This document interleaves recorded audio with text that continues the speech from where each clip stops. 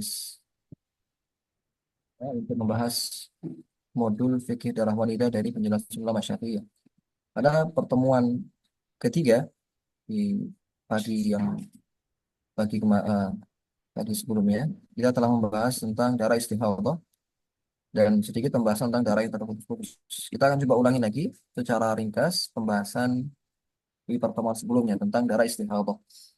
Kita sampaikan bahwasanya darah istihadah yang menjadi pembahasan kita di bab ketiga ini itu adalah darah yang keluar lebih dari 15 hari.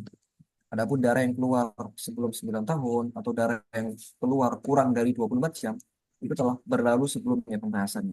Adapun darah yang keluar lebih dari 15 hari yang menjadi pembahasan kita. Dalam kasus ini kalau seorang wanita keluar lebih dari 15 hari, maka seperti kita sampaikan kita memakai metode ada.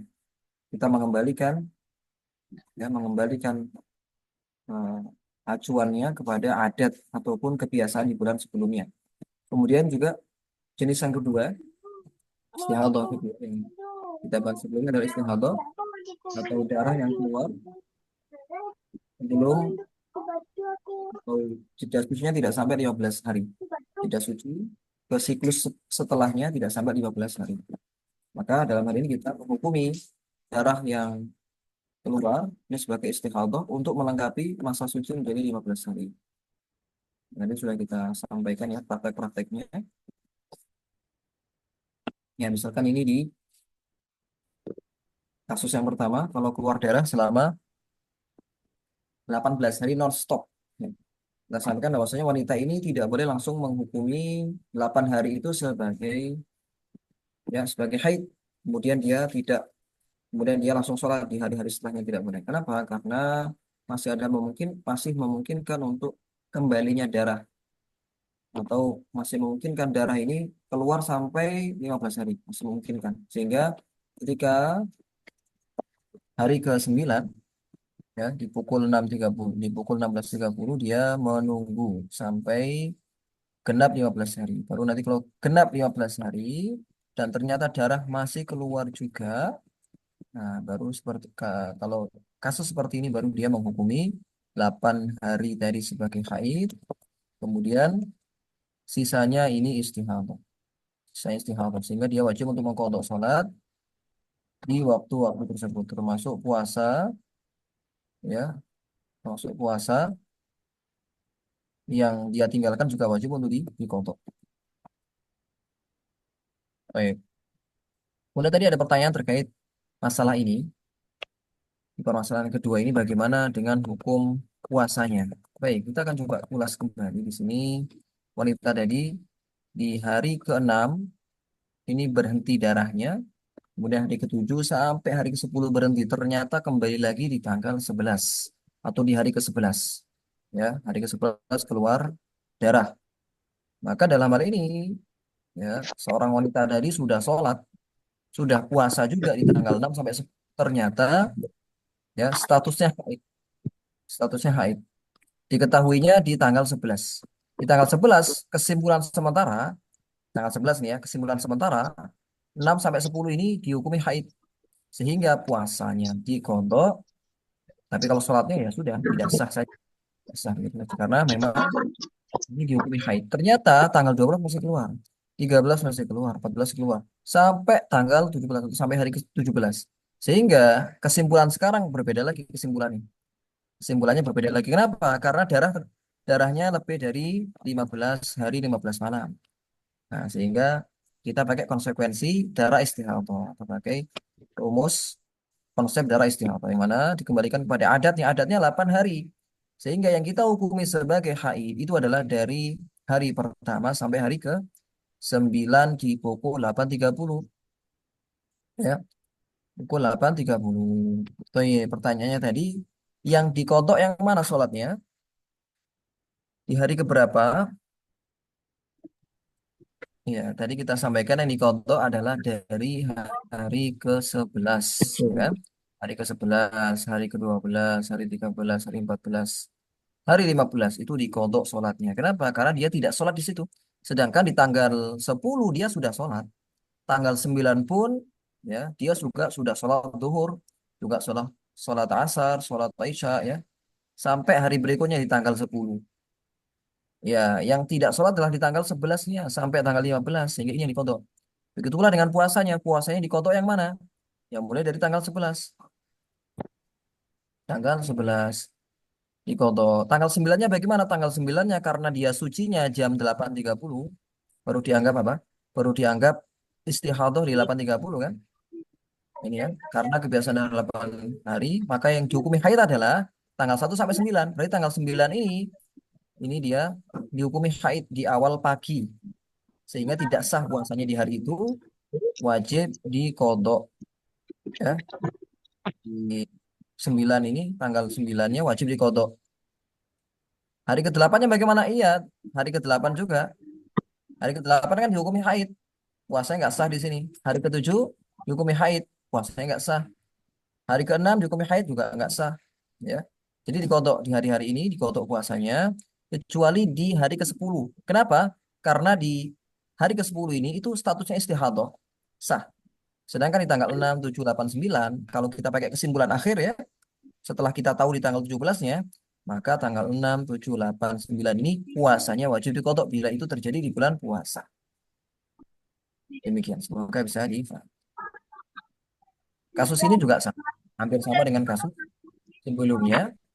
Namun di sini ada jeda ya, jeda sampai lebih dari hari ke-15-nya. Ya, kita lewati. Nah, terkait ini kasus terakhir untuk wanita istihadah ketika dia menjumpai siklus kedua itu terlalu cepat. Ya, siklus keduanya terlalu cepat karena jedanya hanya 12 hari kalau dalam kasus ini. Maka kita harus nambah 3 hari 3 malam lagi. Ya, kita tambah di tanggal 18, 19, dan 20. Sehingga baru dihukumi haid siklus yang baru itu di tanggal atau di hari ke-21. Hari ke-21. Tepatnya berapa? Tepatnya pukul 4.30. Tepatnya pukul 4.30. Kemudian 22, 23, 24 kita hukumi haid. Haid yang baru dan dia meninggalkan sholat di hari itu. Adapun di tanggal 18, 20, dan 21 ya dia masih wajib melaksanakan sholat. Masih wajib melaksanakan sholat termasuk sholat subuh. Masuk sholat subuh di hari ke-21 tetap wajib dilakukan. Karena dihukumi haid itu baru di 4.30 sebagaimana ya dia suci di 4.30 di hari ke-6. Sehingga di hitungan 15 itu sampai hari ke-21. Nah, ini selalu kita ingatkan agar setiap wanita yang memiliki kebiasaan darah yang kadang teratur, kadang tidak, agar dia mencatat sesuai dengan jam-jamnya. Ya, tidak mencukupkan hanya dengan tanggalnya saja. Ya, harus dirinci. Ini keluarnya misalkan di tanggal sekian, di jam sekian ya. Ini agar kita memudahkan kita mengetahui mana sholat yang harus dikodok dan mana yang tidak, agar tidak terjadi kesalahan. Nah, ini siklus haid yang baru. Nah, ini juga sudah kita bahas pembahasan yang cukup mudah ini ya. Baik, kita masuk pada pembahasan yang baru. Ini harusnya bab ketiga ini ya. Harusnya ini bab ketiga. Ini masih belum kita edit. Pembahasan tentang darah nifas. Telah berlalu sebelumnya pembahasan darah nifas adalah darah yang keluar akibal wiladah, yang keluar setelah lahiran. Setelah darah benar-benar atau setelah bayi benar-benar keluar dari perut ibunya. Nah, sehingga kalau mau kita klasifikasikan ya, darah ketika kelahiran atau kehamilan itu terbagi menjadi tiga. Ada darah di masa kehamilan dan itu sudah berlalu pembahasannya. Yang rojih adalah dihukumi haid. Yang rojih dihukumi haid sebagaimana sudah berlalu. Ini pendapat yang rojih dalam mazhab Syafi'i. Adapun pendapat kedua, ini pendapatnya Imam Ahmad. Beliau mengatakan bahwasanya tidak mungkin wanita yang hamil itu haid. Dan ini juga didukung oleh kedokteran modern. Didukung oleh medis bahwasanya wanita yang hamil ini tidak mungkin untuk haid karena jalan rahimnya atau rahimnya yang harusnya luruh ya setiap bulannya ini sudah sudah ada janin di situ ya, sudah ada janin di situ dan kokoh, tidak mungkin untuk luruh ataupun gugur ya darah yang ada di endometriumnya. Baik. Jadi kembali kepada diri kita, kalau kita ingin mengikuti pendapat katakan itu haid, ya, maka kita wajib untuk meninggalkan sholat ketika itu. Adapun ketika kita mengikuti pendapat yang mengatakan itu haid atau bukan haid ya maaf, pendapat Imam Ahmad, maka kita tetap sholat, tetap puasa. Namun lebih disarankan agar memeriksakannya ke dokter, ya. Kenapa? Sebab bisa darah atau darah kenapa bisa keluar di masa itu. Baik. Tapi ada juga penelitian yang pernah kami baca. Ini wanita di trimester pertama itu masih memungkinkan untuk keluarnya darah dari endometriumnya. Tapi kalau sudah trimester kedua, trimester ketiga, itu sudah kokoh sekali sehingga tidak memungkinkan. Nah, itu juga bisa menjadi pertimbangan kalau misalnya keluarnya di trimester kedua, ketiga, itu kita hukumi sebagai ya darah istihadah atau darah. Nah, darah yang keluar ketika kontraksi atau ketika pembukaan, pembukaan satu, pembukaan dua, pembukaan tiga itu kan kadang keluar darah ya, walaupun hanya tetes-tetes. Apa hukumnya? Haid atau bukan? Nah, kita akan coba lihat di sini ada dua keadaan. Ada dua keadaan. Pertama, kalau bersambung dengan haid, ini beranjak dari pendapat bahwasanya hamil masih mungkin untuk haid ya. Kalau bersambung dengan haid, misalkan sepekan sebelum lahiran, sepekan sebelum HPL, dia haid, maka darah ketika kontraksi juga dihukumi haid, ya. Darah ketika kontraksi dihukumi haid, sehingga dia tidak wajib untuk sholat.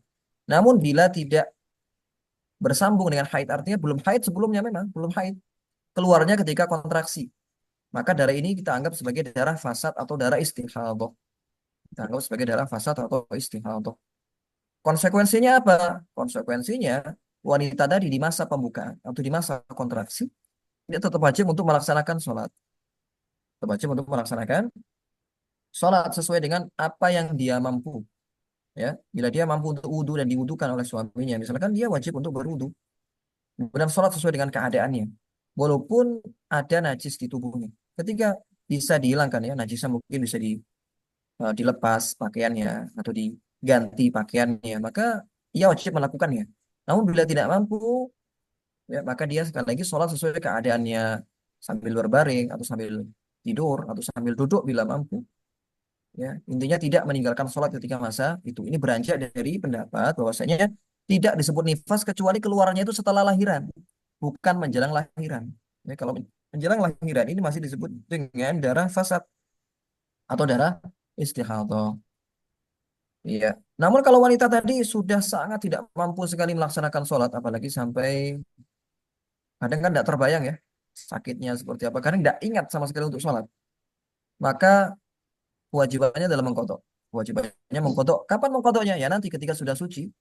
Ketika sudah suci di sini pas biasanya 1 bulan setelah lahiran, ya atau ya 40 hari setelah lahiran, ya 40 hari setelah lahiran. Ini wajib untuk mengkodok sholat di masa kontraksi dari yang biasanya macam-macam ya wanita ini kontraksi atau pembukaan itu kadang ada yang sampai pernah ya kawan dari istri kami dulu sampai 1 pekan.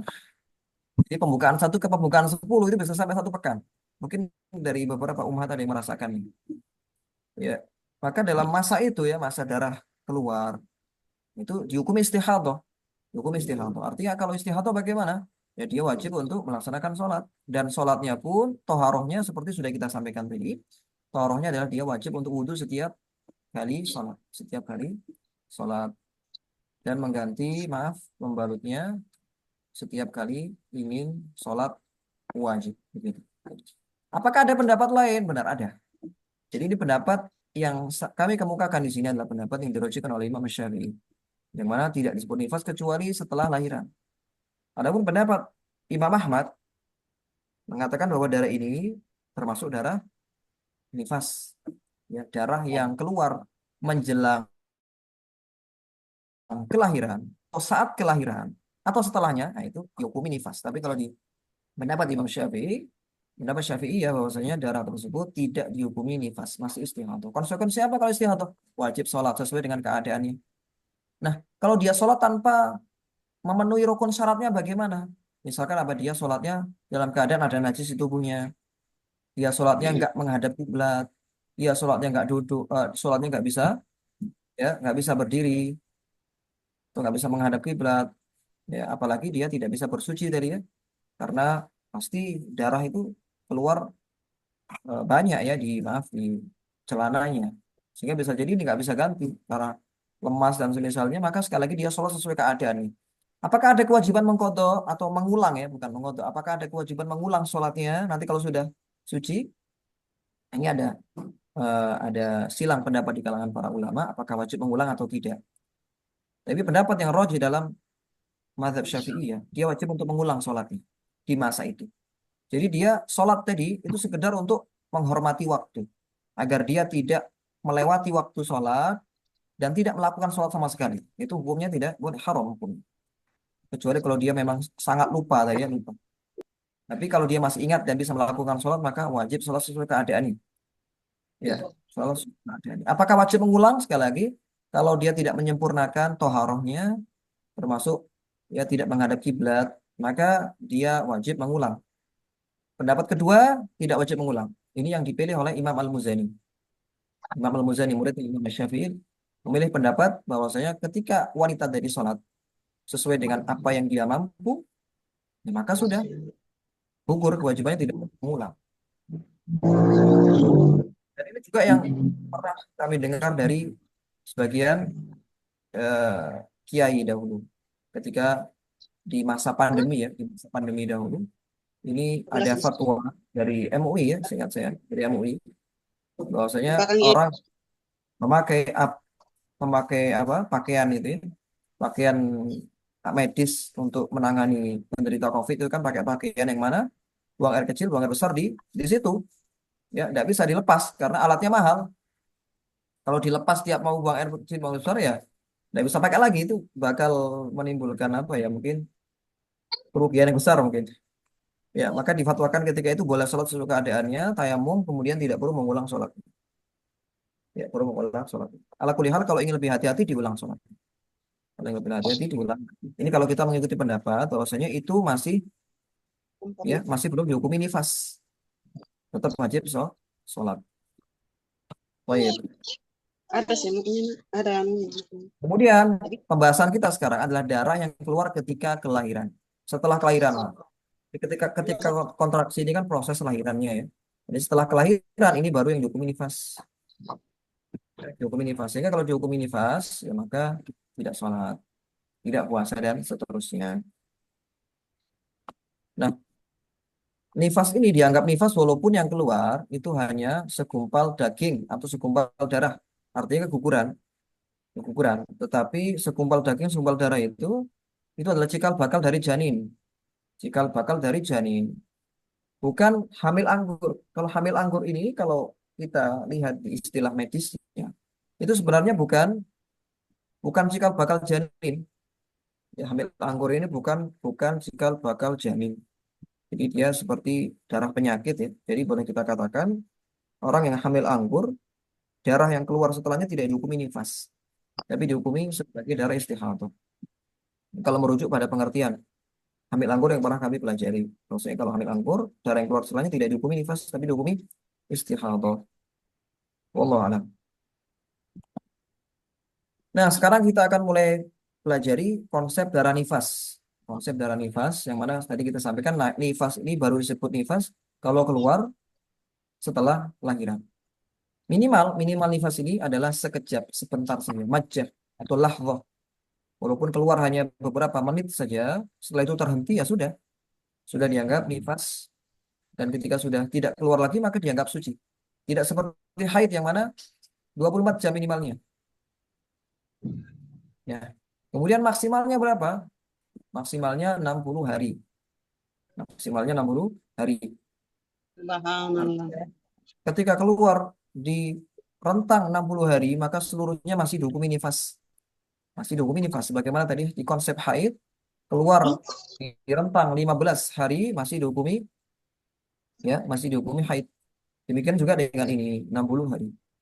Nah, dalil dari 60 hari ini adalah istiqra dari Imam Syafi'i bahwasanya wanita ini ya benar memang rata-rata tidak sampai segitu, tapi ada. Dan beliau di masa beliau ada. yang sampai 60 hari. Sehingga beliau menghukumi bahwasanya maksimal nifas itu 60 hari atau 2 bulan. Tapi sekali lagi kita tidak memakai bulan ya, kita pakai harinya agar kita benar-benar lebih rinci kapan keluar, kapan ya sucinya. Ya, 60 hari. Kemudian umumnya 40 hari. Umumnya 40 hari itu sebagaimana yang disampaikan oleh Ummu Salamah bahwasanya wanita di zaman Nabi SAW itu tajlis wanis salat arba'ina yauma.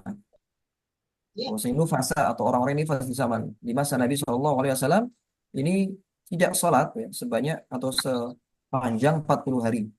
Nah, ini fil ghalib atau ghaliban umumnya wanita memang 40 hari sebagaimana disampaikan Ummu Salamah tadi. Sehingga tidak ada pertentangan ya, antara perkataan Ummu Salamah tadi dengan istiqra yang dilakukan oleh para fuqaha di antaranya Imam Syafi'i. Maksudnya istiqra tadi itu kembali kepada adat atau umumnya ya, atau kebanyakan wanita di masa beliau. Itu banyak yang haid lebih dari 40 sehingga kita kembalikan kepada adat. Maksimalnya 60 hari. Jadi kalau wanita masih mencobai darah sampai 2 bulan ya, maka masih dihukumi nifas. Nah, kapan dimulai durasi nifas ini? Kapan dimulainya? Nah, kalau secara bilangan, maka sejak rahim dari seluruh kandungan. Jadi kita menghitung satu ya. Hari pertama itu bukan dari melihat darahnya, bukan dari melihat darahnya, tapi dari sejak kosongnya rahim dari seluruh kandungan. Jadi seluruh kandungan itu misalnya kalau dia punya 2 bayi kembar, maka kalau satu keluar belum dihitung. Bayi kedua keluar itu baru dihitung. Durasi bilangan nifas, baik yang 40, 60 itu baru dihitung ketika rahim kosong. Adapun secara hukum ya itu sejak lihat darah. Kita bedakan antara kapan bilangan atau kapan durasinya itu dihitung dan kapan mulai menghukumi dirinya nifas.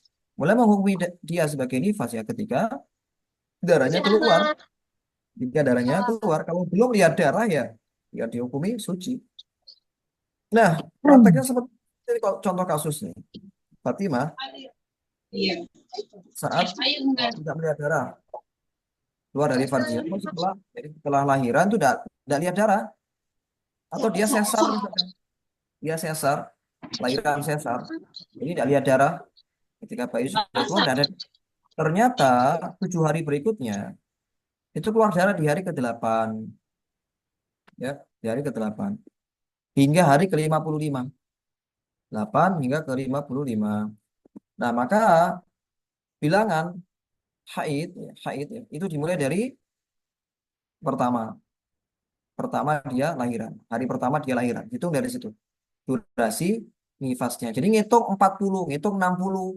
Itu bukan dari sejak lihat darah di sini. Ya, agak beda ya. Jadi kalau dalam kasus ini menghitung ini 60, 40 itu sejak dari kosongnya rahim. Ya, meskipun dia baru lihat darah di hari ke-7 atau hari ke-8 misalkan sebagaimana dalam kasus ini. Ya, namun di hari 1 sampai 7 karena nggak lihat darah ya dihukumi suci. Tadi kan kita sampaikan. Kalau belum lihat darah ya masih belum dihukumi nifas. Baru di hari ke-8, baru di sini dia baru dihukumi nifas. Nah, di sini dia baru berhenti darahnya di hari ke-55 sejak lahiran.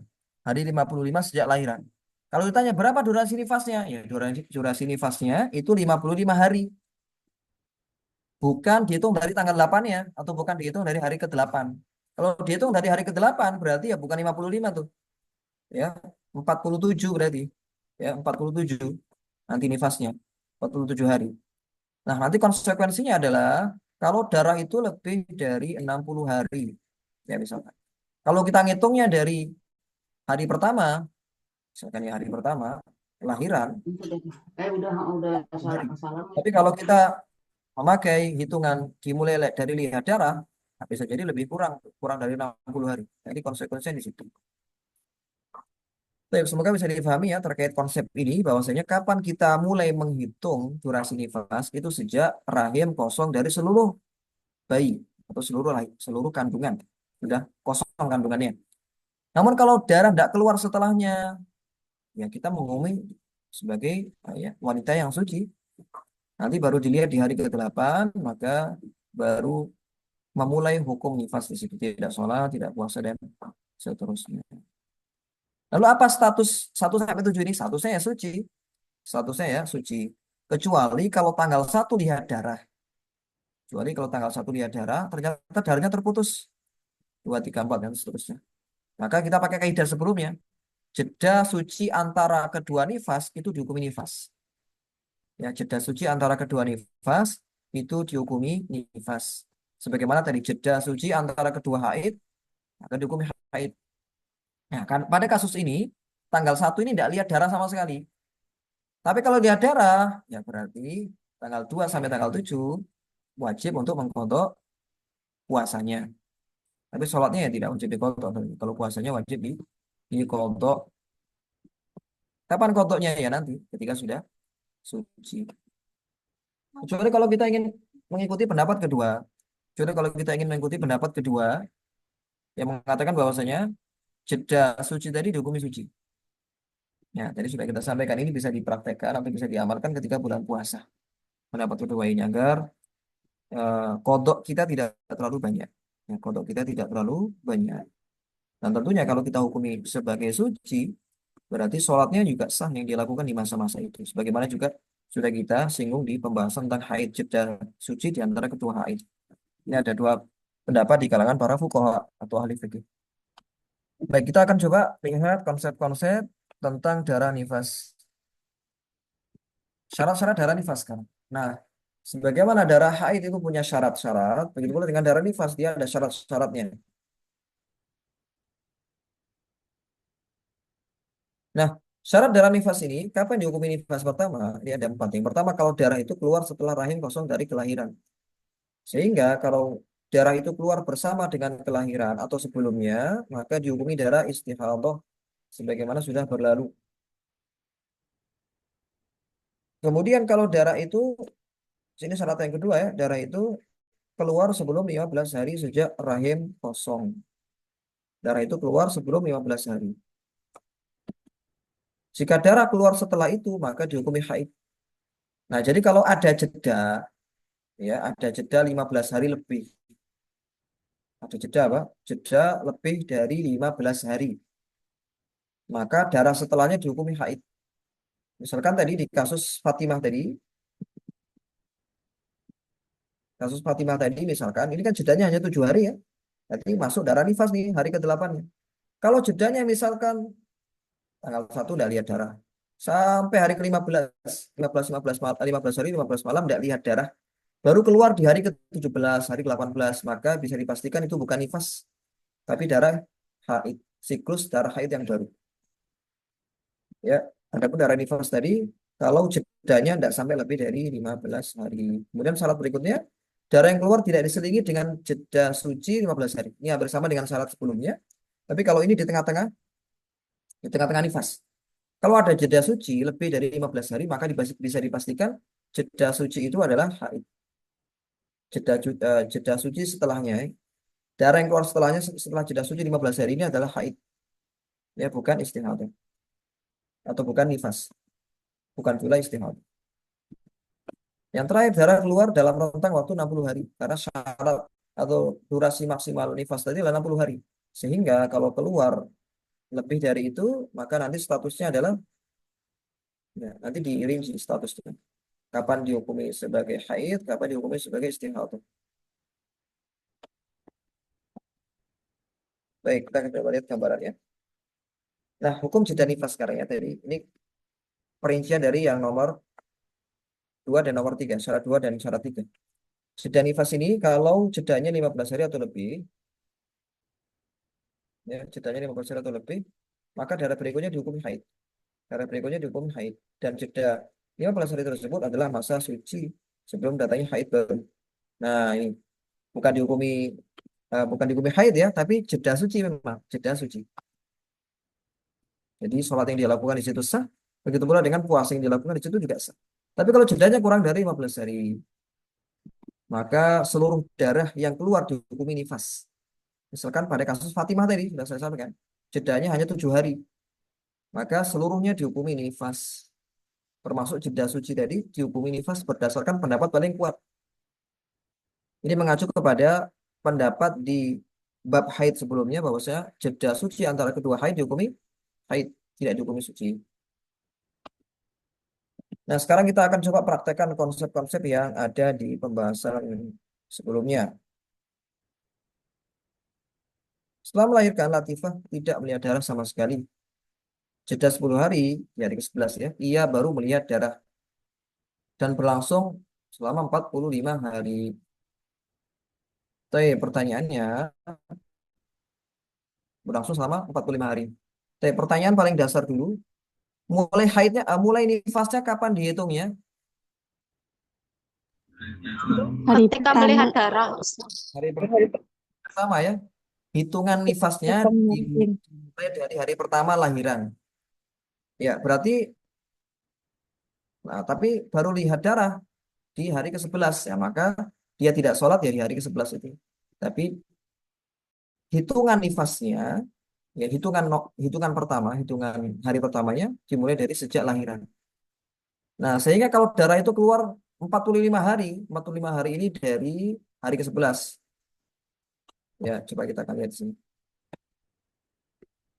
Ya, dia suci seperti ini, suci di sini. Ya, nggak lihat darah. Ketika lahiran pun nggak ada darah sama sekali setelah lahiran. Misalkan dia sesar, baru di hari ke-11-nya lihat darah, maka hitungannya dari sini, hitungan satu itu. Bukan dari sini hitungan satunya, bukan dari hari ke-11. Berarti nanti wanita ini, kalau kita kan hitungnya dari lahiran, berarti nanti bukan 45 hari nifasnya. Kalau kita pakai acuan dimulai dari lihat darah ya 45 hari. Tapi di sini tidak, kita pakai acuan dimulai dari hari pertama lahiran. Sehingga nanti nifasnya berapa hari? Berarti nifasnya ya 45 ya ditambah 11. Benar ya, ditambah 11 ya. Ini ya ditambah 11, 55 berarti. Atau 56. Berlangsung selama 45 hari. Berarti nanti total nifasnya ini lebih dari 45 hari. Karena tadi hitungannya dimulai dari sejak lahiran. Baik. Jeda suci ini dihukumi apa? Jeda suci ini dihukumi suci karena tidak ada darah sebelumnya. Tidak ada darah. Sebagaimana yang disebutkan dalam kasus. Tidak melihat darah sama sekali kan. Beda kalau lihat darah. Kalau lihat darah, hari pertama lihat darah, terhenti selama 10 hari. Nah, baru kita hukumi itu ya darah, ya kita hukumi masa suci tersebut sebagai masa nifas, ya sebagai masa nifas. Artinya sholat yang dia lakukan tidak sah di situ. Begitu pula dengan puasanya. Kasus kedua, Zahidah tidak melihat darah sama sekali. Jeda 20 hari, di hari ke-21 ia baru melihat darah dan berlangsung selama 13 hari. Pertanyaannya, ya seperti ini gambarannya ya. Suci berapa ini? 20 hari. Nggak lihat darah, tanggal 1 udah lihat darah. Kemudian jeda suci sampai ke hari ke-20. Kemudian baru lihat darah berikutnya ya di hari ke-21. Maka statusnya apa? Statusnya adalah haid. Head. Ya, haid. Kenapa haid? Karena jeda ada jeda suci 15 hari. Ada jeda suci 15 hari. Baik, kasus berikutnya. Setelah melahirkan Zainab melihat darah 15 hari. Kemudian darah terhenti selama 10 hari. Lalu keluar lagi hingga hari ke-50 lahiran. Sampai hari ke-50 lahiran keluar lagi. Pertanyaannya, nah seperti ini ya. Langsung ada hukumnya di sini. Baik. Nifas ya 1 sampai 10 tidak ada khilaf itu nifas ya. Oh, harusnya 15 di sini ya. Harusnya 15. Jadi saya hitung 10. Jadi 1 sampai 15 dia darah, kemudian terhenti 10 hari, keluar lagi sampai hari ke-50 lahiran. Sampai hari ke-50 lahiran. Pertanyaannya, darah yang keluar setelah jeda 10 hari tadi hukumnya apa? Hukumnya nifas, Ustaz. Ya, hukumnya nifas. Kenapa dihukumin nifas? Karena jedanya hanya 10 hari. Jedanya hanya 10 hari dan jeda 10 hari tadi ya ini Bu tidak memenuhi syarat kriteria minimal suci. Yang mana minimal suci atau minimal durasi suci itu adalah 15 hari, 15 malam. Sedangkan ini masih 15 hari sehingga cara berikutnya itu kita hukumi nifas. Nah, jeda bersih ini dihukumi apa? Hukumnya nifas ya, Ustaz. Hukumi nifas ya. Karena terletak di antara dua nifas. Karena terletak di antara dua nifas. Kasus berikutnya, setelah melahirkan Zainab melihat darah 30 hari, kemudian darah terhenti selama 20 hari.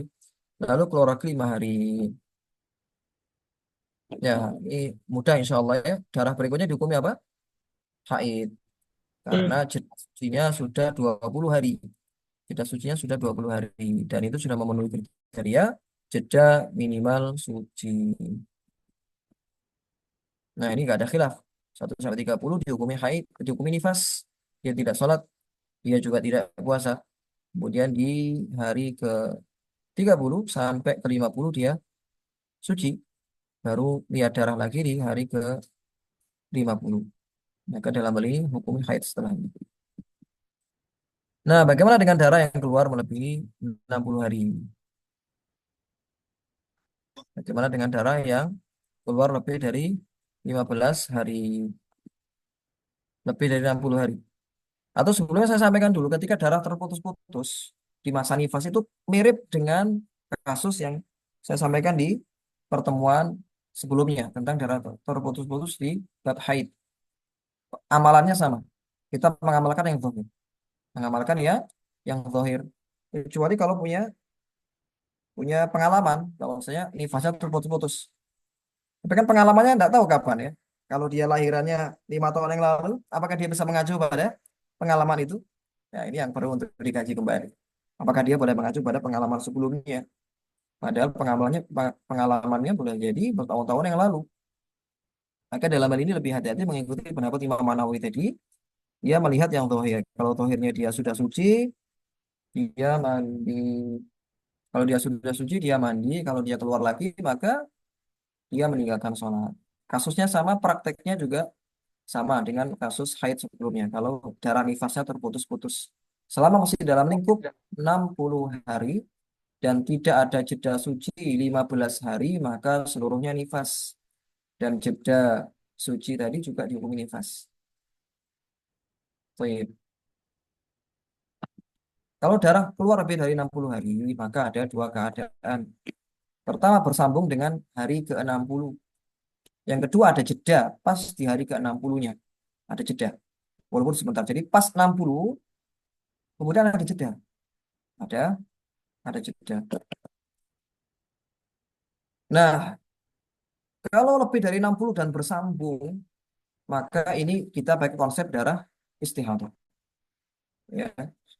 Sebagaimana di haid tadi, kita ada konsep kalau darah lebih dari 15, maka kita menghukumi darah itu tercampur antara haid dengan istihadah. Begitu pula dengan bab ini.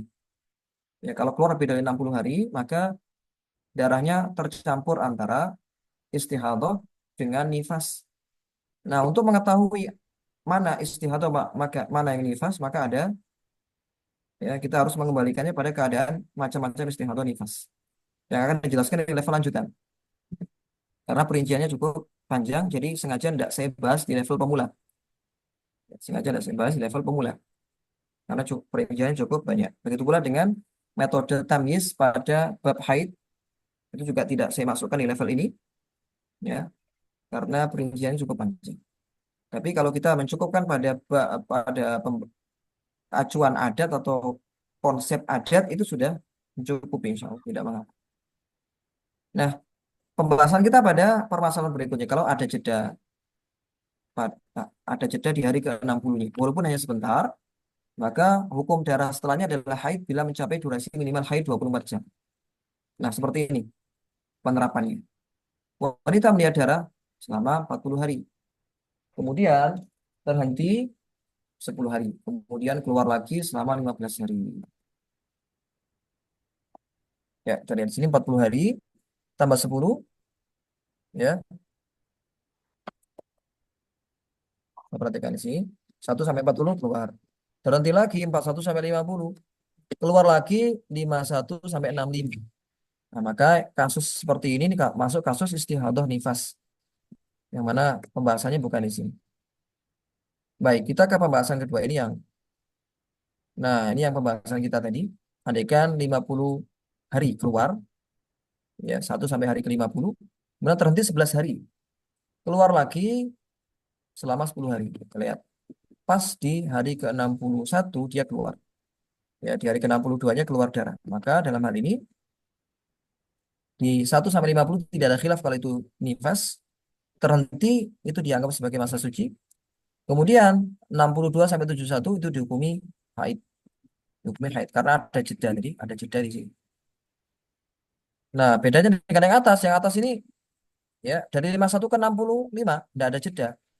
Akhirnya ada jeda eh, di hari ke 60-nya ada jeda. Sehingga siklus setelahnya itu siklus haid bukan siklus nifas. Ya, bisa dibedakan ya antara dua kasus ini. Kalau kasus pertama ini darahnya melewati 60. Kalau di sini darahnya tidak melewati 60, terhenti. Terhenti. Sehingga darah yang 61, 62 sampai 71 ini dihukumi haid. Termasuk kalau misalkan wanita tadi keluar darah 1 sampai 50. Kemudian ada jeda 12 hari misalkan. Jeda 12 hari. Ya, maka sama hukumnya darah berikutnya dihukumi haid. Yang menjadi masalah itu adalah kalau hari ke-60-nya itu masih keluar sampai lebih dari 60. Itu yang menjadi masalah.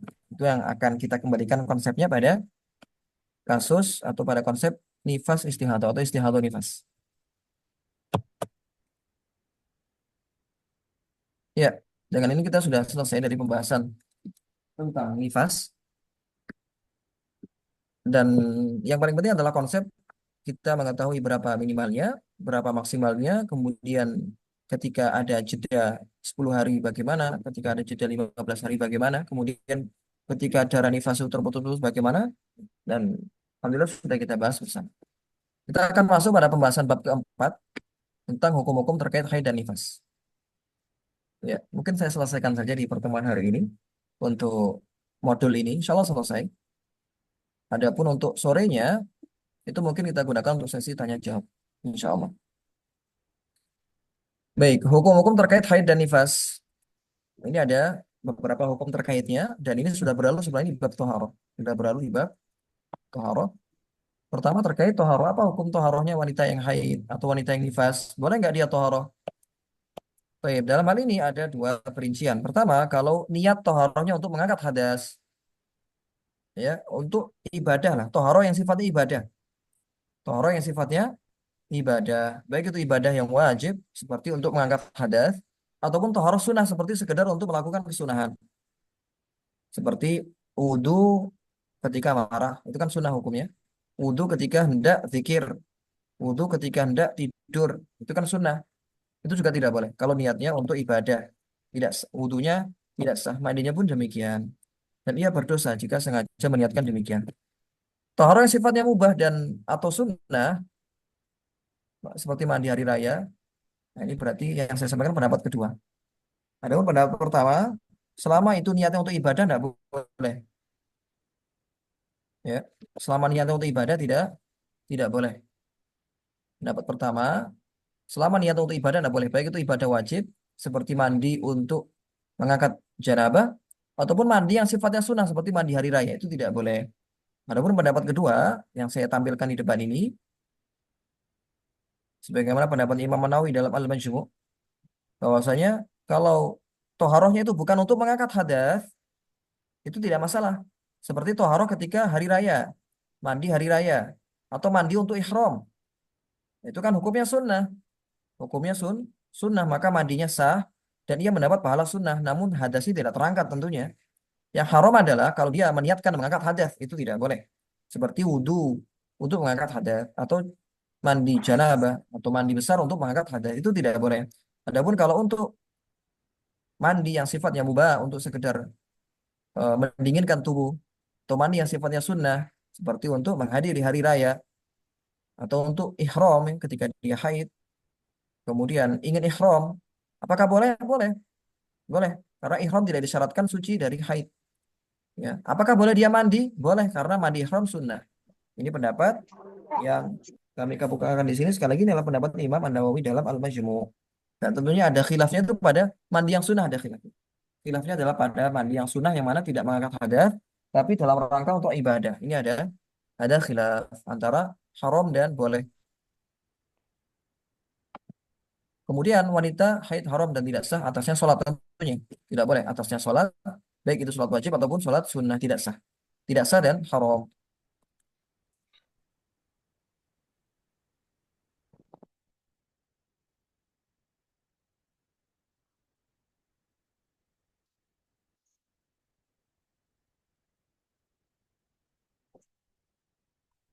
Baik, sebentar. Baik, wanita haid tadi tentunya tidak boleh sholat dan haram baginya untuk melaksanakan sholat, baik itu sholat yang sifatnya wajib ataupun yang sifatnya sunnah. Termasuk hukum sholat di sini juga berlaku ketika dia ingin sujud syukur atau sujud tilawah itu juga tidak boleh, karena semakna dengan sholat. Sujud syukur, sujud tilawah tidak boleh kecuali dalam keadaan suci, baik suci dari hadas kecil ataupun hadas besar. Sebagaimana sabda Nabi alaihi salatu wasallam kepada Ibunda Aisyah radhiyallahu anha, "Idza aqbalatil haidatu fada'is salata wa idza adbarat faghsili anki dama wa shalli." Jika datang haid, maka tinggalkan salat. Jika haidnya selesai, maka mandilah dan bersihkan darahnya lalu salatlah. Ini syahid atau poin pokoknya adalah perkataan Nabi SAW, "Fada'is salat", tinggalkan. Dan jika haidnya selesai, maka dikodok. Demikian. Jadi ketika haid wajib meninggalkan sholat, dan kita sampaikan sebelum di pertemuan pertama bahwasanya ketika wanita ini haid meninggalkan sholat, maka diniatkan meninggalkan sholatnya ini karena Allah, ya karena memenuhi perintah Allah, dan itu akan menjadi pahala tersendiri. Sebagaimana kalau seseorang itu meninggalkan zina, meninggalkan minuman keras dengan niat rela, maka akan menjadi pahala. Beda kalau dia meninggalkan sesuatu seperti meninggalkan khamr dan sebagainya karena tidak suka, itu berbeda pahalanya dengan mereka yang meninggalkannya karena itu melaksanakan perintah dari Allah Azza wa Jalla. Ini ijma ya, ijma. Adapun yang ada khilaf tadi terkait sujud tilawah. Tilawah, sujud syukur, apakah dia dikategorikan sholat? Dan kalau pendapat mazhab Syafi'i, dikategorikan sebagai sholat. Jadi dia haram ketika haid, sujud syukur, sujud tilawah tidak diperkenankan. Sujud tilawah ini sudah kita sampaikan tadi. Kemudian puasa ini juga haram bagi wanita yang haid, dan tadi sudah kita singgung di pembahasan haid dan nifas bagaimana status puasanya. Ketika misalkan dia keluar darah di waktu siang atau darah terhenti di waktu siang, maka tidak sah puasanya dan wajib untuk mengqadha. Nah, wajib membatalkan puasanya ini maksudnya bukan diwajibkan makan minum ya. Saya sampaikan di sini, bila seorang wanita mulai puasa, kemudian siang hari keluar darah, maka wajib membatalkan puasanya, dalam artian meniatkan membatalkan puasa. Meniatkan membatalkan puasa. Bukan berarti harus makan minum, tidak. Bukan berarti harus makan minum. Makan minumnya tidak wajib ya. Yang penting dia tidak meneruskan puasanya. Yang haram itu kalau meneruskan puasanya, ya daripada nganggur, diteruskan puasanya misalnya. Keluar darah di siang hari, diteruskan sampai maghrib dengan niat agar dapat pahala, maka tidak boleh. Ya, malah dapat dosa.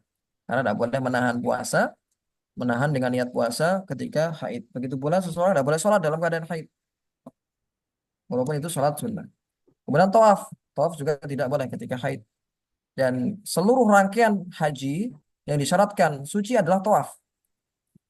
Nah, sehingga ketika haid di masa haji, maka diusahakan ketika tawaf itu suci. Termasuk ketika umroh, diusahakan ketika tawaf itu suci. Kalau masih keluar saja bisa pakai solusi yang saya sampaikan sebelumnya, memakai obat penunda haid. Agar ketika tawaf dia bisa dalam keadaan suci. Yang mana nanti kalau darah kembali lagi, maka dia bisa mengikuti pendapat kedua dalam mazhab Syafi'i bahwasanya jeda suci itu dihukumi suci sehingga tawafnya sah dan umrohnya sah, hajinya juga sah kalau dia di masa haji. Nah, terkait haramnya tawaf dalam keadaan hadas itu adalah hadis Nabi Shallallahu Alaihi Wasallam, "At-tawafu bimanzilatis shalah illa anna Allah qad ahalla fihi an-nutqa."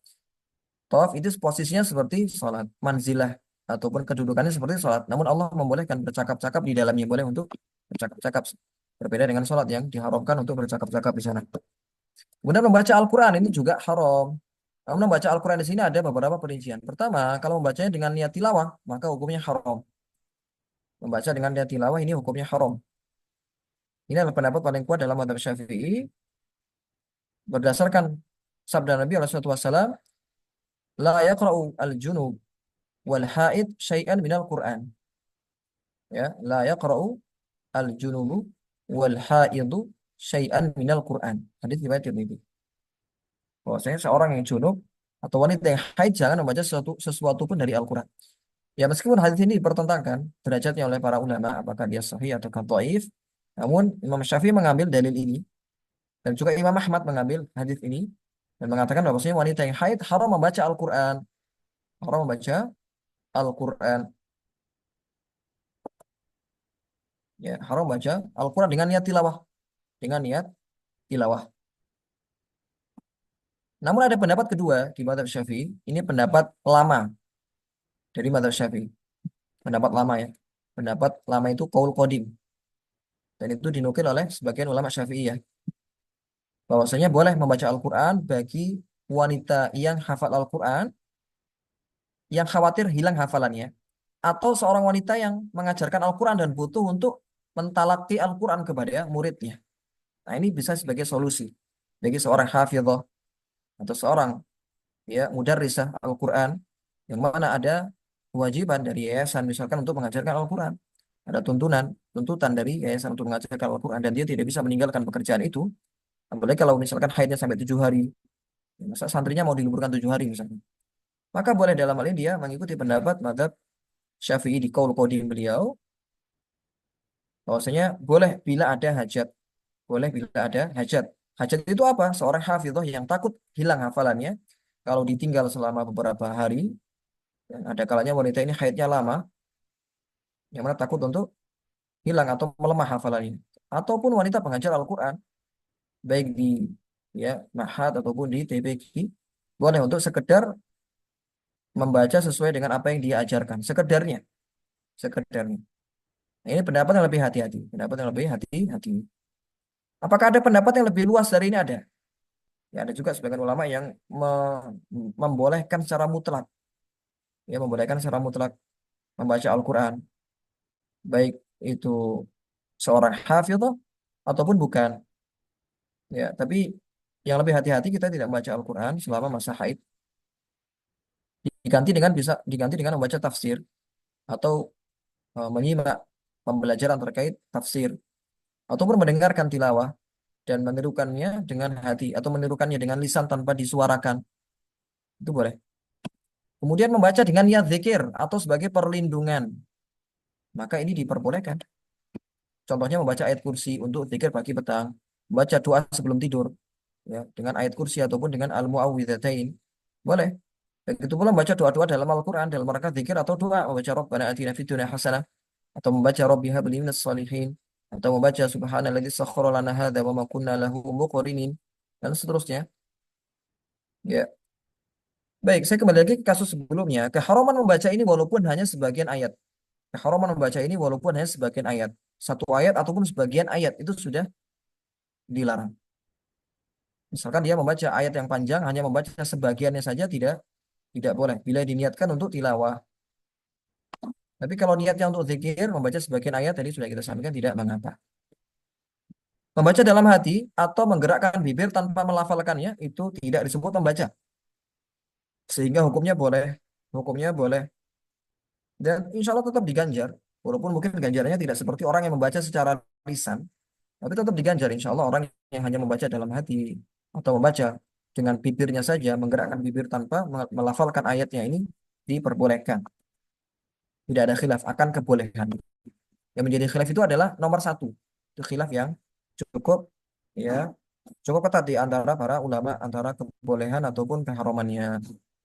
Adapun yang mengharamkannya ini adalah berlandaskan pada apa yang sudah kita sampaikan tadi hadis dari At-Tirmidzi bahwasanya la yaqra'ul junubu wala al-haidu syai'an minal Qur'an.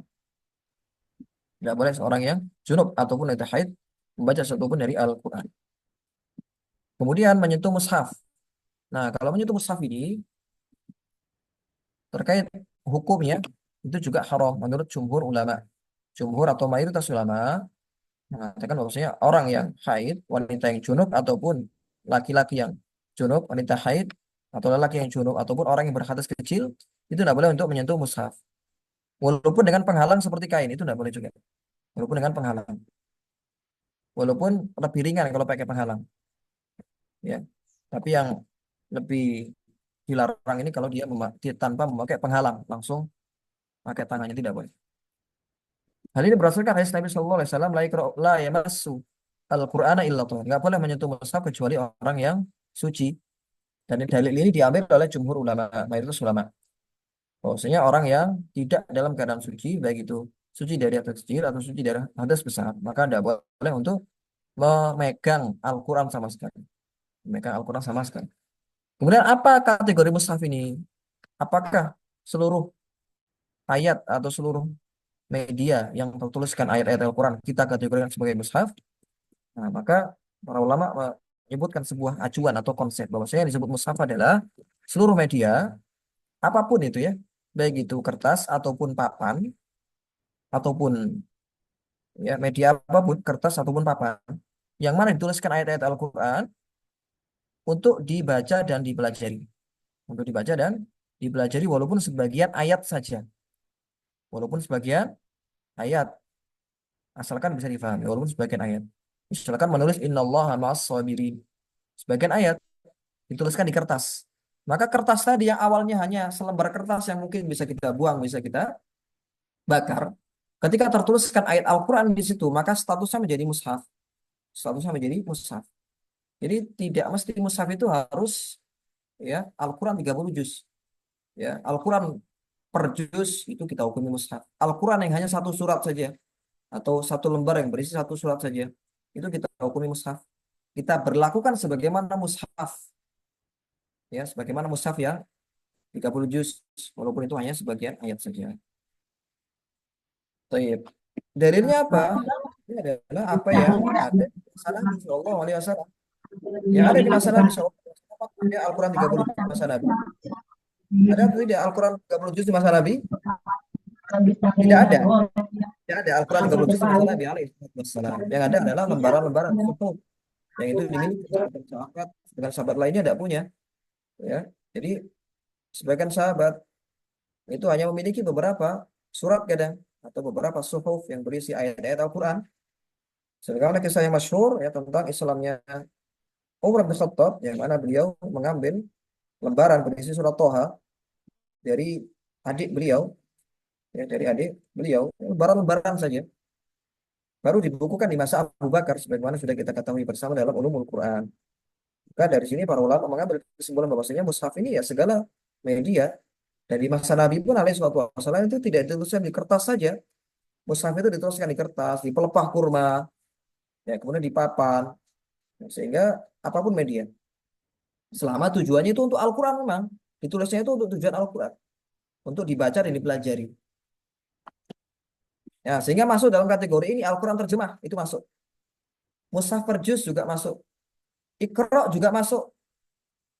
Iqra 6 ya dalam hal ini. Yang sudah ada ayat-ayatnya. Tapi kalau masih Iqra 1, 2, itu belum banyak ayatnya. Bahkan mungkin itu random ya. Kata-kata yang random yang mungkin nggak diambil dari Al-Quran. Sehingga kalau Iqra jilid 1 sampai jilid 6 jadi satu, kita lihat yang dominan mana itu, yang dominan. Kalau yang dominan itu adalah ayat-ayat Al-Qur'annya, maka baru dihukumi mushaf. Secara hukum mushaf ya, walaupun dia Iqra. Karena di dalamnya sudah ada ayat-ayat Al-Qur'an. Tapi kalau Iqra 6, yang semuanya sudah ayat-ayat Al-Qur'an, maka kita hukumi mushaf walaupun hanya potongan-potongan ayat saja. Kan tujuannya memang untuk dibaca dan dipelajari. Ya, termasuk di sini lembaran-lembaran ayat. Lalu bagaimana dengan mushaf yang ada di handphone? Ya, ini ulama kontemporer ada khilaf terkaitnya apakah dia digolongkan sebagai mushaf atau tidak. Ini pendapat yang paling kuat, tidak dihukumi mushaf. Layar HP yang ada ayat Al-Qur'annya ini tidak kita hukumi mushaf, sehingga wanita haid boleh untuk memandangnya. Jelas kalau memandangnya boleh ya, menyentuhnya pun juga boleh walaupun dia dalam keadaan haid, walaupun dalam keadaan terbuka. Walaupun layarnya dalam keadaan terbuka boleh. Dan tidak haram. Tidak haram. Baik. Nah, kita sampaikan tadi untuk tujuan dibaca dan dipelajari. Sehingga kalau tujuannya bukan untuk itu, seperti tujuannya untuk sekedar hiasan. Tujuannya untuk sekedar hiasan. Sekedar untuk yang kaligrafi yang itu tidak apa-apa kita sentuh kaligrafi. Karena kaligrafi umumnya tujuannya bukan untuk dibaca, tujuannya untuk sekedar hiasan. Ya. Kenapa? Karena tulisannya itu tidak bisa dibaca kadang.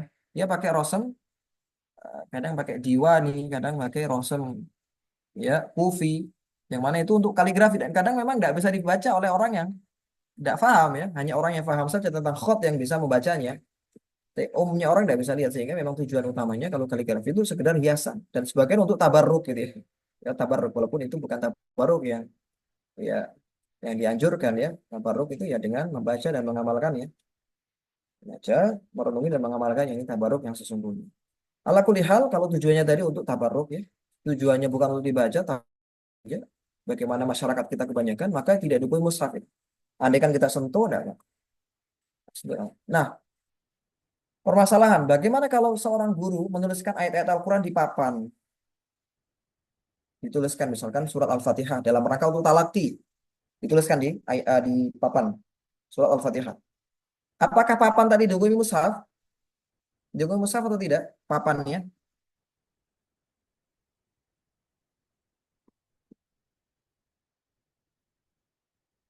Gimana sih?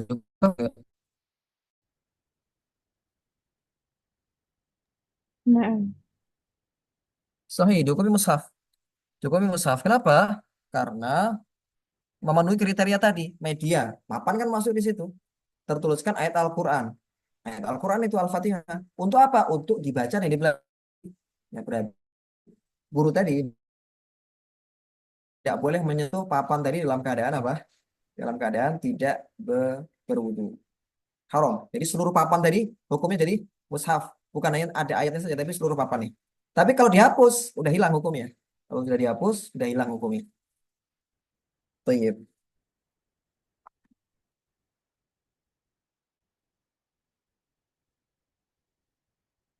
Hukum membawa mushaf, ya sama hukumnya. Haram membawa mushaf karena hal ini lebih berat dibanding menyentuh. Ya, membawa tanpa menyentuh itu juga haram. Misalkan diletakkan di tasnya dan dia bawa itu juga tidak boleh. Kecuali apabila membawanya dengan barang-barang lain. Misalkan di tasnya itu ada mushaf, ada kosmetik, ada buku catatan, dia bawa tidak mengapa asalkan niatnya bukan bawa mushaf saja, niatnya untuk bawa keseluruhan.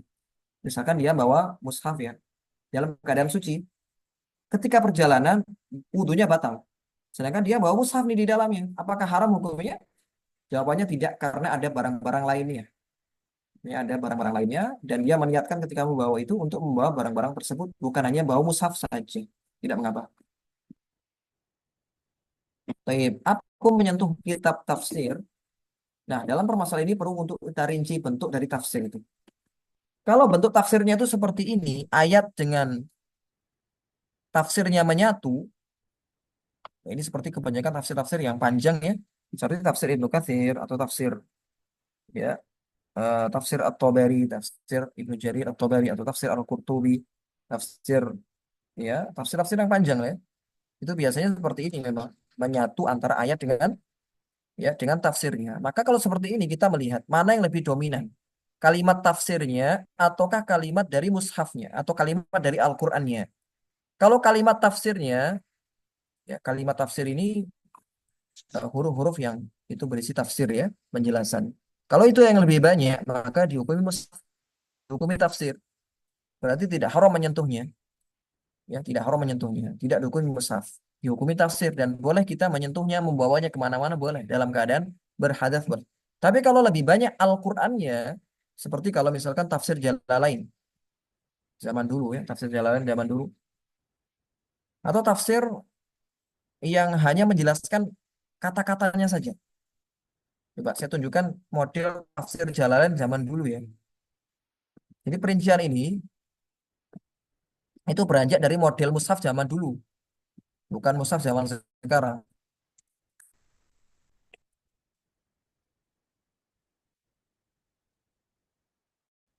Ya.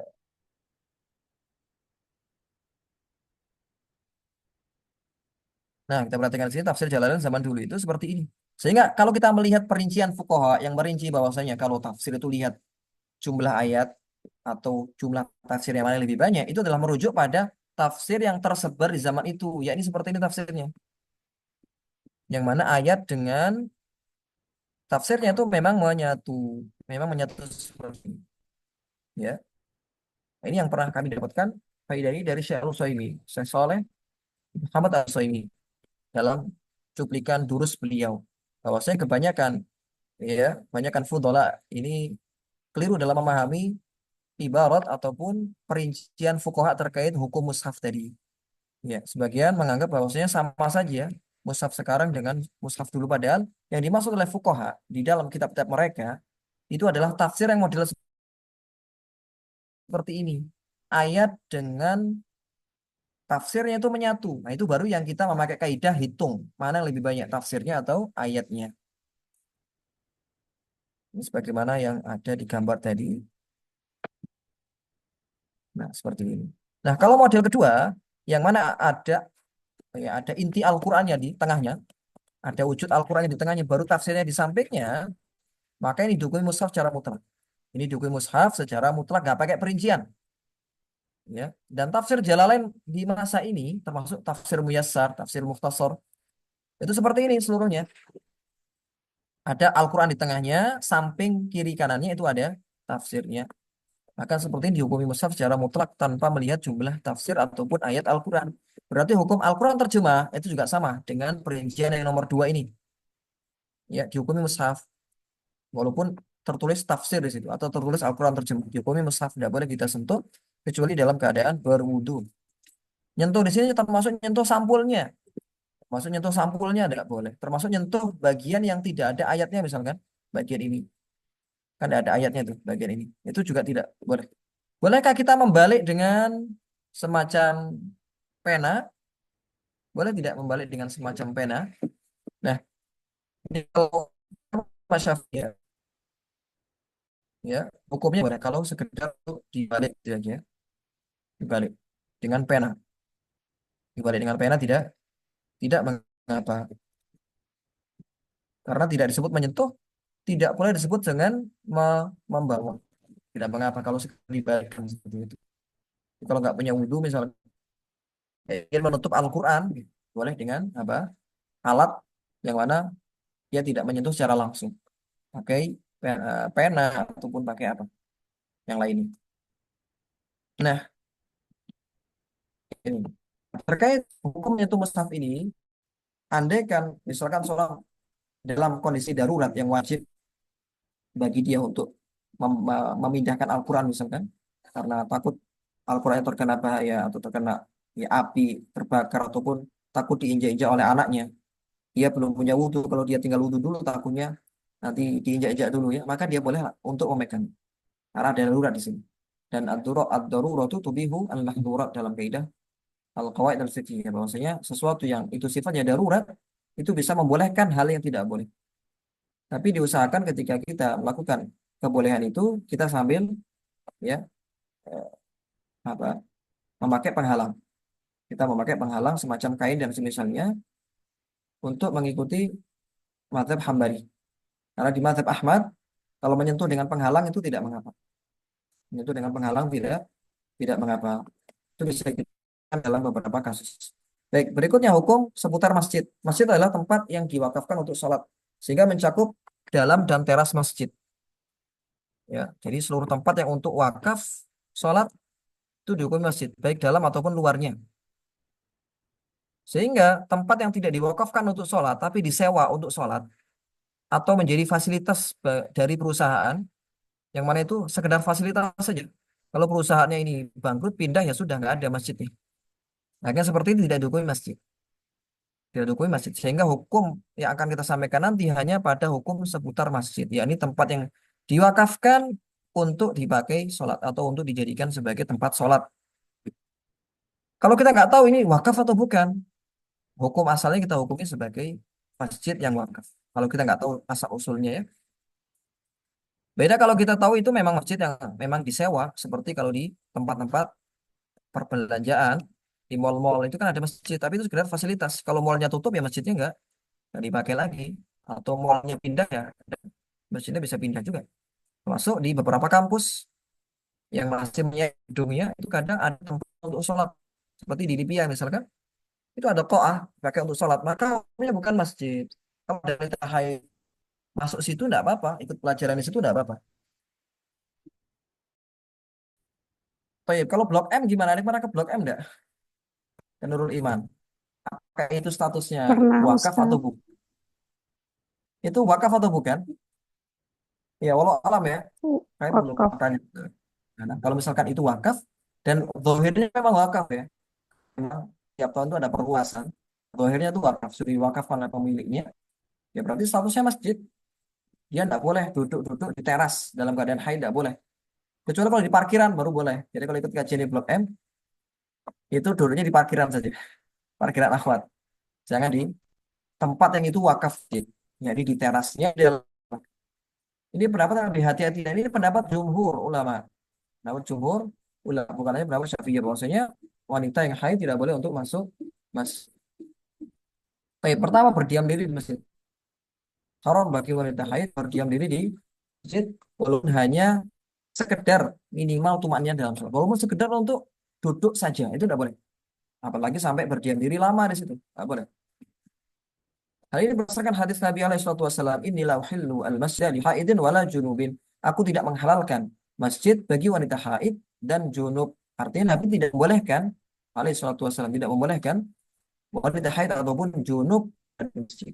Ya, berdiam diri di masjid.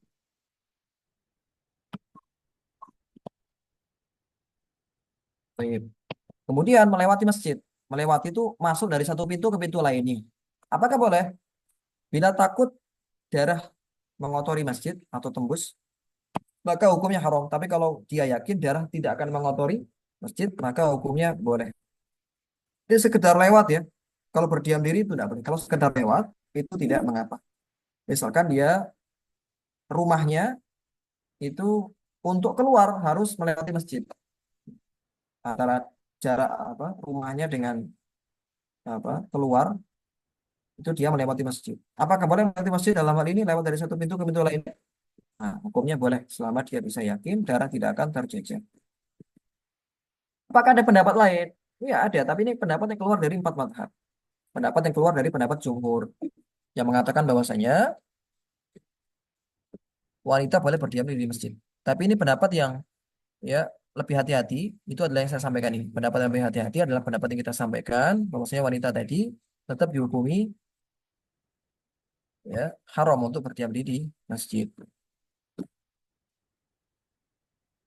Baik. Terkait mushaf, ini ada yang bertanya terkait mushaf yang seperti mushaf tafsir Asy-Syaukani misalkan ya, atau tafsir Ibnu Katsir yang mana ada ayat yang disampaikan di sini. Baik. Ini hukumnya apa? Kalau ayatnya terpisah seperti yang ada di grup itu ya, itu kita hukumi sebagai seperti nomor pertama tadi. Seperti nomor pertama, lihat jumlah ayatnya dengan jumlah tafsirnya. Karena di sini kita anggap dia menyatu. Ya, baik. Allah alam. Ini perlu untuk kita kaji kembali terkait perincian mushaf tadi ya. Karena mushaf zaman sekarang itu ada kalanya seperti tafsir As-Sa'di misalkan, tafsir As-Sa'di. Atau tafsir Ibnu Katsir, tafsir Ibnu Katsir. Itu benar memang menyatu, tapi ada default Al-Quran kadang di pojok kanan atau pojok kiri, kecil gitu. Misalkan tafsir Al-Misbahul Munir. Mungkin pernah kalian lihat tafsir yang versi Arab Al-Misbah Al-Munir, yang mana ada default Al-Quran di pinggirnya, tapi hanya kecil saja. Tapi lebih banyak ininya, ayat dengan tafsirnya itu menyatu, tapi ada default Al-Quran. Itu perlu dikaji ulang. Apakah dia kita kategorikan sebagai mushaf kategori pertama ataukah kategori kedua? Itu perlu untuk dikaji ulang. Wallahu a'lam. Kemudian terkait jima, apakah boleh atau apa hukum jima di masa hamil atau di masa haid ya, atau masa nifas? Hukumnya adalah haram. Dan ini merupakan dosa besar. Ya, walaupun dengan maaf semacam alat kontrasepsi itu juga tidak boleh. Walaupun dengan penghalang seperti alat kontrasepsi, hukumnya tetap haram dan wajib ya untuk bertaubat. Keharaman ini berlaku hingga wanita itu mandi besar. Ya, hingga berlaku ini hingga mandi besar. Bukan ketika suci tetap tidak boleh digauli. Ini berdasarkan firman Allah Azza wa Jalla, "Wala fa'tazilun nisa fil mahid wa la taqrabuhunna hatta yathurna." Maka dari itu hendaklah kamu menjauhi istrimu ya tidak bersetubuh pada saat haid. Janganlah kamu mendekati mereka sebelum mereka suci. Wala taqrabuhunna hatta yathurna. Jangan dekati mereka sampai mereka suci. Ya, suci di sini adalah suci dengan ya dengan mandi ya dengan mandi bukan sekedar suci terhenti haidnya ya bukan tapi sampai dia mandi. Konsekuensi saat jima konsekuensi jima saat haid ini termasuk dosa besar bila dilakukan dengan sengaja atau tahu keharamannya. Bila tidak sengaja atau tidak tahu bahwa itu haid karena menganggap sudah suci misalkan seperti darah yang terputus-putus tadi kan zahirnya suci kan? Zahirnya suci. Ketika maaf menggauli istrinya kemudian diketahui ternyata itu haid maka tidak berdosa, tidak berdosa. Tidak ada kewajiban apapun kecuali taubat. Tidak ada kewajiban kafarah sebagaimana dalam mazhab Hambali misalnya. Ada kewajiban kafarah 1 dinar. Ya, Berapa itu satu dinar ya? Ini coba dicek. Satu dinar itu berapa sekarang ininya, kursnya. Ya, kalau di awal haid itu satu dinar bayarnya. Sedekah ya satu dinar. Kalau di akhir-akhir haid itu setengah dinar. Ini kalau di mazhab Hambali. Tapi kita sunnah. Sunnah untuk mengamalkan nih. Boleh. Kalau misalkan melakukan ya, itu disunahkan untuk membayar satu dinar ketika di masa awal-awal keluar haid. Kalau di masa akhir-akhir keluar haid, itu setengah dinar. Tapi hukumnya tidak wajib. Yang mewajibkan ini adalah imam. Yang wajib fardhu karena ada riwayat terkaitnya, tapi didhaifkan oleh ulama Syafi'iyah. Termasuk oleh Imam Syafi'i didhaifkan, sehingga beliau tidak mengambil pendapat tersebut. Kemudian bagaimana hukum berjumbu, maaf, antara pusar sampai lutut? Apa hukumnya? Hukum berjumbu antara pusar sampai lutut bila dengan syahwat ini haram hukumnya. Haram karena dia adalah pengantar dari jima.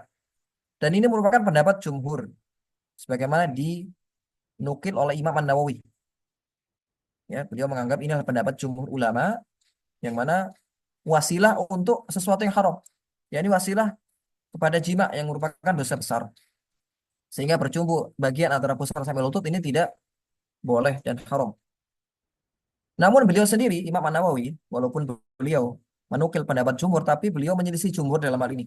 Ikhtiar Imam An-Nawawi dalam hal ini, beliau memilih pendapat boleh bagi seorang lelaki untuk maaf mencumbui istrinya dalam keadaan haid ya di bagian itu. Selama tidak terjadi jima. Selama tidak terjadi jima. Ini pendapatnya Imam An-Nawawi dan boleh diamalkan ya karena beliau menganggap dalil lebih kuat. An-Nawawi mengatakan bahwasanya itu lebih kuat dari segi dalil ya lebih kuat dari segi dalil itu pendapat yang mengatakan tetap tetap diperbolehkan menggauli istrinya di bagian itu dan itu mungkin lebih mudah bagi ya apa orang yang muda atau pasangan-pasangan yang muda dan itu sekali lagi juga berlandaskan dalil bahwasanya ketika Nabi ditanya apa yang diharamkan bagi wanita yang haid atas lelakinya ya maka Nabi mengatakan isna'u kulla syai'in illa nikah. Nabi mengatakan isna'u kulla syai', lakukan apapun illa nikah. Nikah itu apa maknanya? Nikah itu adalah jima. Artinya lakukan apapun. Maaf di bagian apapun selama tidak terjadi nikah atau jima. Nikah di sini maknanya jima. Nah, Imam Nawawi berdalil dengan itu dan menganggap itu lebih kuat daripada apa yang ada di layar kita ini. Dalil dari mayoritas ulama yang mengatakan bahwasanya bagian antara pusar sampai lutut itu tidak boleh. Ya, itu adalah hadisnya Abu Dawud ketika Nabi ditanya apa yang halal bagi lelaki dari istrinya saat dia sedang haid, maka beliau menjawab ma fauqal izar. Ma fauqa al izar. Izar itu kan di atas pusar. Maka dari sini jumhur mengambil kesimpulan bahwasanya mencumbui maaf wanita di bawah pusar itu tidak boleh walaupun tidak terjadi jima. Ini dua pendapat yang ya masyhur di kalangan para ulama dan kita katakan masing-masing dari itu. Baik tolak ketika haid hukumnya haram sudah kita singgung sebelumnya. Tapi kalau andai kan talak itu terjadi maka talaknya jatuh. Talaknya jatuh. Nah, keharaman ini berdasarkan ayat Al-Qur'an surah At-Thalaq ayat 1 ya ayuhan nabiyyu idza talaqtumun nisa fatalliquhunna li'iddatihin. Ya, maksudnya ceraikan pada masa iddahnya ya, yakni masa ia suci dan tidak digauli pada masa suci tersebut. Ya, jadi talak itu kan ada dua dalam bab nikah ya, ada talak sunni, ada talak bid'ah. Talak sunni itu talak yang sesuai dengan nas atau syariat yang mana dijatuhkan di masa haid, di masa suci. Yang mana masa suci tersebut dia tidak menggauli istrinya. Di masa itu tidak menggauli istrinya. Jadi kalau di masa suci, tapi sebelumnya pernah menggauli istrinya itu tidak boleh. Dia menjatuhkan talak di masa tersebut. Ini untuk mempersempit ya ruang bagi lelaki untuk mentalak. Karena memang talak ini tidak dianjurkan dalam syariat kita kecuali memang itu kondisi yang sangat darurat sekali. Dan termasuk abghadul halal sebenarnya dalam hadis abghadul halal. Hal yang diperbolehkan tapi dibenci oleh Allah itu adalah talak. Kemudian status talak tadi kita sampaikan jatuh dan dianggap tapi wajib untuk dirujuk karena apa yang dilakukan tadi haram, apa yang dilakukan tadi haram. Pengecualiannya dalam masalah ini adalah pengharaman ini tidak berlaku bagi wanita yang minta cerai atau khulu. Wanita dalam keadaan haid minta khulu, jangan memberikan imbalan. Apakah boleh? Jawabannya boleh.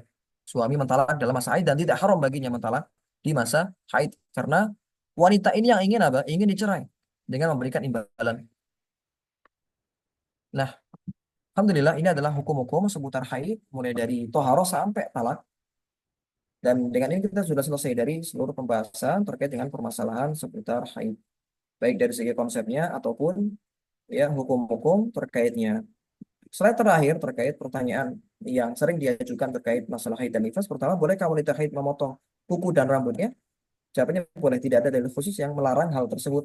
Namun diusahakan kalau dia memotong kuku atau rambutnya itu dibuang di tempat yang tidak terlihat oleh lelaki lain atau tidak terlihat oleh ya non mahramnya. Karena kuku ataupun rambut ini walaupun sudah terpisah, ini pendapat yang paling kuat dihukumi ya seperti bagian dari wanita tadi yang tidak boleh dipandang oleh lawan jenis. Sehingga hati-hati ketika membuang kuku atau rambut itu dibuang di tempat yang kiranya tidak bisa dilihat oleh lelaki lain. Misalkan dibuang di kamar mandi atau dibuang di WC, itu kan insya Allah tidak akan terlihat nantinya. Tapi jangan dibuang di tempat sampah ya, ataupun di tempat lain. Bagusnya dipendam atau disiram di kamar mandi. Tapi tidak wajib dibersihkan juga karena sebagian masyarakat, sebagian muslimah kadang menduga kuku itu harus disimpan, rambut itu harus disimpan. Nanti ketika mandi dibasuh. Ini keliru. Ini keliru ya. Jadi anggota yang sudah terpisah tadi ya tidak wajib untuk dibersihkan nanti ketika sudah suci. Kalau sudah terpisah. Suci dari haid namun ia dalam keadaan sakit dan tidak bisa mandi. Apa yang harus dia lakukan? Ya, ia wajib untuk bertayamum dengan niat istibahah sholat. Istibahah itu niat agar diperbolehkan sholat. Ya, bukan untuk mengangkat hadas. Karena tayamum ini pendapat yang lebih rajih adalah tidak dihukumi sebagai mengangkat hadas. Tapi tujuannya adalah untuk orang ini diperbolehkan sholat. Nah, jadi dia tayamum, kemudian apa? Sholat setelah itu. Apakah perlu mengulang sholatnya? Tidak. Kalau dia sudah tayamum dalam keadaan sakit, jadi maka tidak perlu mengulang sholatnya. Tapi ketika sudah suci, dia wajib untuk mandi besar. Dan sholat yang ia kerjakan ketika sakit tetap sah. Sholat yang dikerjakan ketika sakit ini tetap sah. Ya, selama memenuhi rukun dan syaratnya. Namun yang wajib diulang atau yang wajib dilakukan setelah suci adalah mandi besar. Karena tadi dia belum dianggap terangkat hadasnya. Ya, tayamum tadi hanya sebagai solusi atau sebagai rukhsah agar dia boleh sholat, bukan untuk mengangkat hadas. Demikian. Apakah berdosa menggauli istri ketika darah terputus? Namun selanjutnya keluar lagi. Nah, ini sudah kita singgung tadi tidak berdosa karena dia menghukumi yang zahir, mengikuti pendapat Imam An-Nawawi tadi. Kalau zahirnya itu suci, ya suci. Tapi kalau kita ikut pendapat Imam Ar-Rafi'i yang mana kita nunggu dulu, ya kita nunggu dulu, nah maka kita nggak boleh atau kita nggak boleh mengizinkan, nah, maaf suami untuk ya melakukan hal-hal yang diharamkan bagi wanita haid. Tapi kalau dia mengamalkan yang zahir dengan mengikuti pendapat Imam An-Nawawi tadi, maka tidak masalah. Ketika masa suci, kemudian keluar darah lagi. Wanita haid namun berprofesi sebagai pengajar Al-Quran dan mengharuskan membaca dan mengajarkan Al-Quran. Bagaimana statusnya? Dalam ini dia bisa mengikuti pendapat kedua dalam mazhab Syafi'i yang sudah kita kemukakan tadi. Dan itu merupakan pendapat Imam Malik. Pendapat Imam Malik yang mana membolehkan wanita hafizah ataupun mudarrisatul Quran, pengajar Al-Quran, dalam rangka untuk pengajaran atau untuk murajaah hafalan, untuk menjaga hafalan. Ini tidak masalah. Tapi bagi wanita ya secara umum bila tidak bukan penghafal Al-Quran, dia juga bukan pengajar Al-Quran, lebih hati-hati tidak membaca Al-Quran selama masa haid. Bisa diganti dengan apa? Bisa diganti dengan mentadabburi Al-Quran. Itu sebagai waktu ya, sebagai waktu yang apa ya, yang cocok. Ada agar kita tidak sekedar membaca saja, tapi ada kalanya kita mentadabburi Al-Quran untuk kita menyimak durus dari asatidzah kita, menyimak durus dari masyayikh atau durus dari asatidzah.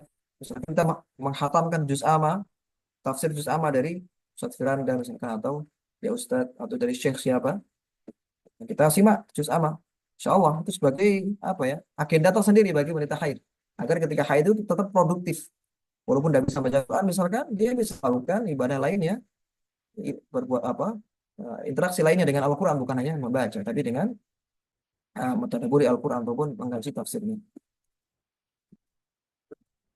Permasalahan terakhir ya maaf. Permasalahan terakhir, apakah ketuban dihukumi darah nifas? ketuban tidak dihukumi darah nifas, namun cairan tersebut najis dan wajib dibasuh sebelum sholat. Jadi ya bukan istihadah, dia juga bukan nifas, bukan juga darah fasa. Ya, dia adalah najis. Dia keluar dari saluran, maaf, kencing atau saluran rahim. Intinya keluar dari bagian dalam, keluar dari bagian dalam. Jadi dianggap membatalkan wudhu dan dia wajib untuk wudhu ketika ingin sholat. Alhamdulillah dengan ini kita sudah selesai dari seluruh pembahasan ya eh, haid, nifas dan hukum-hukum terkaitnya. Dan sekali lagi ini level pemula ini kita peruntukkan dan kita sajikan perkara-perkara yang wajib diketahui oleh setiap muslimah dan tidak boleh jahil terhadapnya. Apalagi bagi mereka yang mengalami haid terputus. Adapun di level lanjutan yang akan kami tulis nantinya itu adalah terkait permasalahan-permasalahan tambahan yang mungkin lebih rinci, yang mungkin nanti insya Allah akan kita share di grup yang sudah ada insya Allah atau di Telegram eh, kami yang kami buat. Demikian yang bisa kita sampaikan terkait modul fikih daerah ini. Semoga yang kita belajar bermanfaat. Mungkin untuk sesi tanya jawab kita akhirkan di pertemuan berikutnya mungkin Ustaz ya. Atau mungkin coba saya kembalikan ke Ustaz mungkin bagaimana. Ya, Ustaz, jazakumullah khair. Ada beberapa pertanyaan Ustaz di kolom chat, mungkin kita bacakan beberapa pertanyaan. Boleh Ustaz. Atau Ya. saya bacakan aja Ustaz. Nggak apa, Ustaz. Fadal Ustaz, fadal, boleh, boleh. Ya, stiker yang menempel di pintu atau semacamnya bila tujuannya untuk Al-Quran maka dihukumi Al-Quran. Tapi kalau tujuannya bukan untuk dibaca, dipelajari maka bukan mushaf. Jadi patokannya adalah media tersebut tujuan ditulis Al-Quran itu untuk apa? Kalau tujuannya untuk tabarruk dan umumnya orang itu nempel stiker itu biasanya untuk tabarruk saja.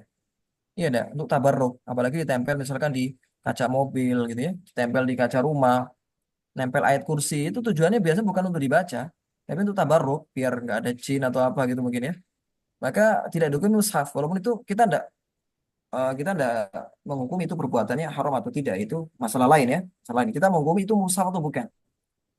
Itu mushaf atau bukan. Kalau ditanya itu perbuatan apakah diperbolehkan atau tidak, maka itu bukan perbuatan yang disyariatkan. Kita bertabaruk dengan menempelkan ayat Al-Quran di rumah atau semisalnya karena itu dia khawatirkan malah nanti di apa terkena kotoran atau terkena maaf kotoran apa gitu itu malah ada unsur ihanatul Quran di sana. Oleh karena itu bagusnya tidak ditempel dengan sedemikian rupa. Tapi kalau ditanya apakah hukumnya mushaf, maka hukumnya tidak dihukumi mushaf. Bagaimana dengan informasi boleh pegang asal menggunakan penghalang? Ini pendapatnya madzhab Hambali. Pendapatnya madzhab Hambali boleh pegang asal ada penghalang. Tadi sudah kita singgung. Tentang keguguran, usia janin kurang dari 4 bulan. Apakah dihukumi nifas? Ya, dihukumi nifas. Tadi sudah kita sampaikan, walaupun keluar itu segumpal daging, segumpal darah, maka tetap dihukumi nifas. Ya, selama itu adalah asal usul janin atau cikal bakalnya janin, bukan hamil anggur. Seorang guru yang memang tempat mengajarnya di masjid, lalu yang berarti besar, apakah boleh dihukumi haram dan bagaimana solusinya Ustaz? Ya, solusinya dia pindah tempat mengajar. Kalau mengajar di masjid, solusinya pindah tempat mengajar, misalkan di rumah atau di mana ini lebih hati-hati. Lebih hati-hati. Kalau tidak bisa juga pindah, ya tidak ada pilihan lain, maka pilihan kedua diliburkan. Kalau nggak bisa diliburkan juga, karena kita nggak bisa sembarangan menentukan kurikulum kan, maka boleh mengikuti pendapat kedua yang itu difatwakan oleh Imam Al-Muzani. Imam Al-Muzani dalam hal ini menyelisih guru beliau Imam Syafi'i. Dan ini menunjukkan bahwasanya para ulama yang mengikuti mazhab tertentu itu tidak ta'assub, itu taklid dengan apa yang mereka pegang. Seperti Imam Al-Muzani itu banyak sekali menyelisih Imam Syafi'i. Di antaranya permasalahan ini, Imam Al-Muzani dalam hal ini membolehkan seorang wanita untuk berdiam diri di masjid, ya, untuk berdiam diri di masjid. Kita boleh untuk mengikuti pendapat itu dan itu kita lakukan sebatas kebutuhan kita. Kita lakukan sebatas kebutuhan kita. Dan memang ada hajat yang mendesak di situ ya.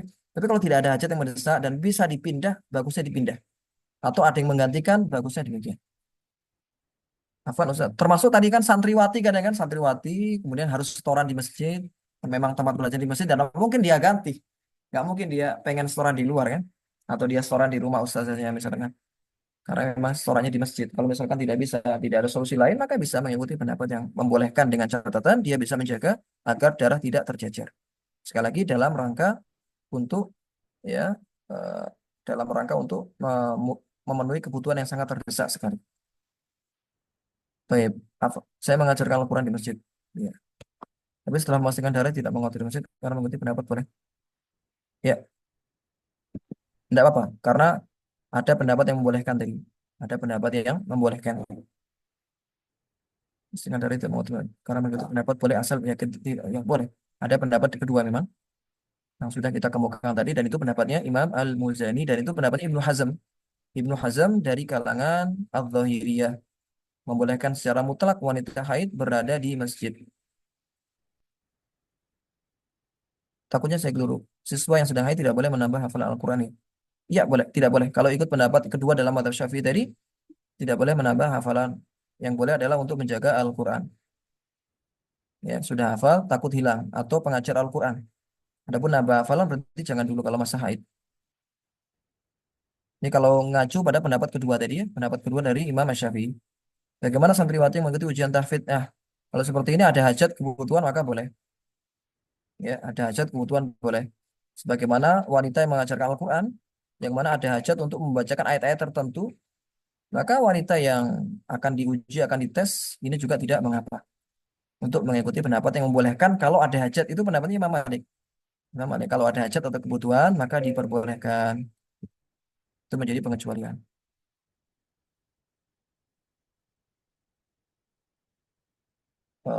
Ustaz, karena diperbolehkan baca Al-Quran bagi mudah, bisa apakah boleh menyentuh mushaf? Kalau menyentuh beda lagi.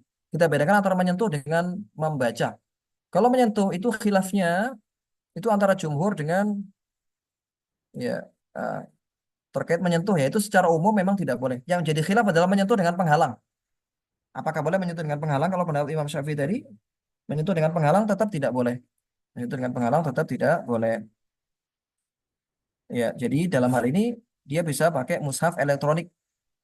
Pakai mushaf elektronik. Kalau nggak bisa juga pakai mushaf elektronik, dia bisa memakai mushaf ya dengan memakai penghalang, tangannya pakai sarung tangan. Ini lebih ringan. Itu mengikuti pendapat Imam Ahmad dalam hal ini. Ya.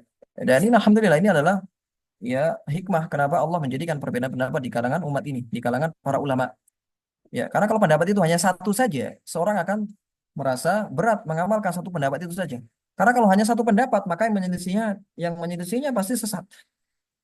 Menyelisihinya pasti keliru.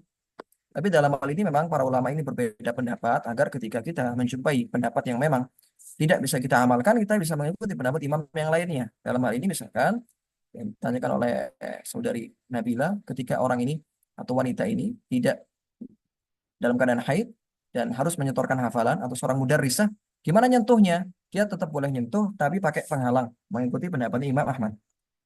Karena memang ada hajat kebutuhan di sana. Tapi kalau misalkan bisa pakai handphone, ya itu lebih aman atau lebih hati-hati atau pakai laptop itu lebih hati-hati. Kenapa? Karena tidak ada khilaf kalau laptop tadi atau handphone tadi itu tidak dihukum mushaf. Pendapat yang paling kuat tidak dihukum mushaf. Bagaimana hukum baca Al-Quran untuk santri yang sedang haid? Talaknya sudah kita jawab ini ya. Ya, tadi boleh sekedar kebutuhannya, sekedar apa yang memang menjadi kewajiban setorannya. Ya, berarti menambah hafalan pun harusnya juga boleh ya. Karena memang itu menjadi kebutuhan dan kebutuhan darurat darinya. Misalkan ya, dia harus mengejar target gitu ya. Ada target tertentu dari yayasan atau dari lembaganya untuk menyetorkan hafalan tiap harinya. Dalam keadaan haid bagaimana? Kalau misalkan yayasan ini tidak memberikan dispensasi kepada wanita haid, ya kita tidak mengapa mengikuti pendapat yang membolehkan membaca Al-Quran dalam kondisi haid sebatas kebutuhan kita. Kalau kita setorannya misalkan juz ini, ya sudah kita bacanya juz itu. Ya, yang kita setorkan itu, yang kita murojaah itu, yang kita tambah adalah ayat-ayat itu saja sesuai dengan kebutuhan intinya. Apa hukum bangunan yang ada di samping mimbar? Udang, apakah boleh? Iya, hukum bangunan yang ada di samping mimbar kalau itu ya masih dukun masjid dan itu diwakafkan untuk masjid maka hukumnya adalah masjid. Sebagaimana ruang TPQ yang ada di samping masjid ya, yang mana statusnya itu masih wakaf masjid, maka hukumnya juga hukum masjid. Kecuali kalau TPQ tadi itu statusnya wakafnya bukan untuk masjid. Misalkan masjidnya hanya eh, pewakif atau muwakifnya, orang yang mewakafkan pada area tertentu gitu. Kemudian dibangun TPQ di luar yang diwakafkan untuk masjid. Maka masjid. Tapi TPQ diberi menempel dengan masjid yang mana itu masih dalam lingkup tempat yang diwakafkan untuk masjid, maka itu juga masjid. Termasuk kamar yang ada di samping, ya, di samping mimbar. Biasanya kan ada kamar untuk menyimpan mikrofon, untuk menyimpan apa gitu. Itu masih dihukum masjid. Nggak boleh seorang yang junub berdiam diri di situ.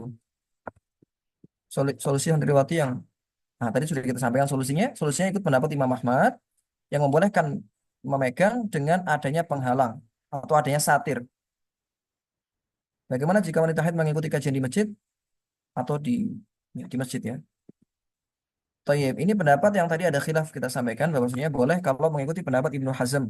Tapi ini pendapat yang kurang hati-hati. Yang lebih hati-hati tidak ikut kajian, tapi menyimak streamingnya saja. Lebih hati-hati. Atau kalau ikutnya di parkiran.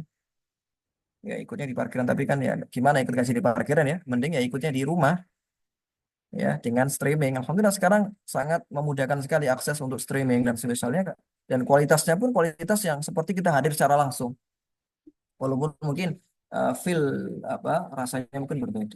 Tapi ya sebagai solusi bagi wanita yang haid demikian. Lebih hati-hati tidak hadir kajian, tapi ikuti streamingnya demikian. Mungkin cukup Ustaz. Ya. Afwan Ustaz, terakhir tadi mungkin pertanyaan terakhir tadi, bagaimana kalau perempuan ikut kajiannya? Jadi di samping masjid itu ada satu gedung khusus yang digunakan untuk memang khusus untuk akhwat, tetapi dia sifatnya gedung serbaguna, Ustadz. Misalkan dia untuk perpustakaan juga, tetapi ruangan itu kadang juga digunakan untuk akhwat sholat, Ustadz. Apakah boleh dia ikut kajian di situ? Iya, sebenarnya tergantung statusnya ya Ustaz. Statusnya itu apakah diwakafkan untuk masjid atau bukan. Kalau statusnya di situ untuk eh, sekedar untuk bangunan yang itu terlepas dari masjid, maka statusnya ya bukan masjid, hanya untuk tempat sholat saja. Termasuk kadang untuk tempat untuk sholat Aid biasanya ketika tidak menampung jamaah kadang menggunakan bangunan itu. Kembali kepada status awalnya itu wakafnya untuk masjid atau bukan. Ya, itu statusnya untuk apa Ustaz? Kalau untuk sekedar bangunan yang dipergunakan untuk serbaguna maka ya kembali ke status tadi.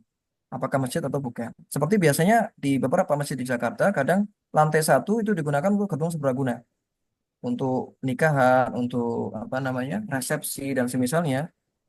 Tapi kalau Jumatan untuk salat, nah, maka Hmm. kembali kepada status awalnya ketika dibangun. Apakah memang diwakafkan itu lantai dua, lantai tiga, lantai pertama itu tidak diwakafkan untuk sholat. Jadi lantai pertama memang untuk apa namanya, untuk hal-hal tertentu misalkan ya. Itu beda hukumnya nanti. Jadi kembali kepada status awalnya itu untuk masjid atau bukan. Perlu dipertanyakan kepada DKM-nya. Nah, Ustaz. Demikian Ustaz. Baik, Ustaz, jazakumullah khairan atas pemaparan antum pada sesi keempat kali ini.